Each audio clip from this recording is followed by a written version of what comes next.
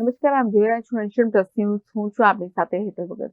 મહારાષ્ટ્રમાં એક મોટી દુર્ઘટના સર્જાઈ હોવાની માહિતી પ્રાપ્ત થઈ રહી છે, જેમાં બારામતીમાં ઉપમુખ્યમંત્રી અજીત પવારનું વિમાન ક્રેશ થઈ ગયું છે. આ દુર્ઘટના લેન્ડિંગ સમયે સર્જાઈ હોવાની જાણકારી મળી છે. મહારાષ્ટ્રમાં એક મોટી દુર્ઘટના સર્જાયાની માહિતી પ્રાપ્ત થઈ રહી છે. અહીં બારામતીમાં ઉપમુખ્યમંત્રી અજીત પવારનું વિમાન ક્રેશ થઈ ગયું છે. આ દુર્ઘટના લેન્ડિંગ સમયે સર્જાઈ હોવાની જાણકારી છે.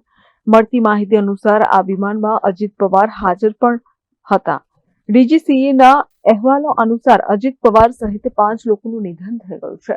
વિમાનમાં અજીત પવાર સહિત 2 પાયલટ, એક ક્રૂ મેમ્બર અને એક અન્ય વ્યક્તિનું મોત નીપજ્યું છે. તો સૂત્રો દ્વારા પ્રાથમિક તપાસ પરથી દાવો કરવામાં આવ્યો છે કે ધુમ્મસને કારણે પાયલટને એર સ્ટ્રીટ જે દેખાઈ ન હતી, જેના કારણે વિમાન રનવે પર લેન્ડ ન થઈ શક્યું. ગાઢ ધુમ્મસને કારણે વિઝિબિલિટી ખૂબ જ ઓછી હતી અને લેન્ડિંગ સમયે જ પાયલટ થાપ ગયાનો દાવો કરાયો છે. બારામતીમાં કોઈ કાર્યક્રમમાં હાજરી આપવા માટે અજીત પવાર ત્યાં જઈ રહ્યા હોવાની જાણકારી મળી રહી છે. જો કે હજુ સુધી વિમાન ક્રેશ થવાનું કોઈ સત્તાવાર કારણ સામે આવ્યું નથી. ઘટના સ્થળેથી સામે આવેલી તસવીરોમાં જોઈ શકાય છે કે વિમાન આગમાં લપેટાઈ ગયું છે.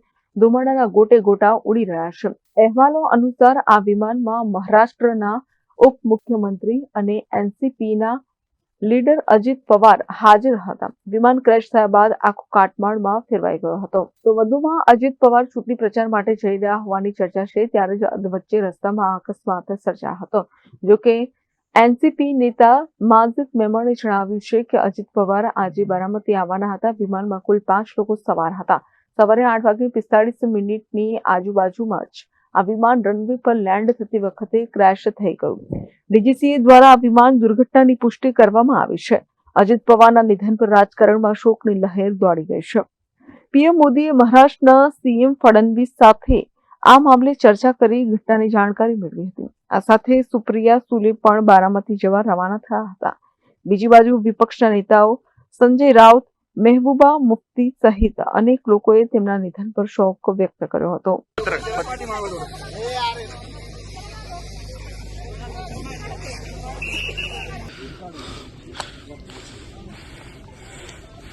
Bureau report, nation plus news.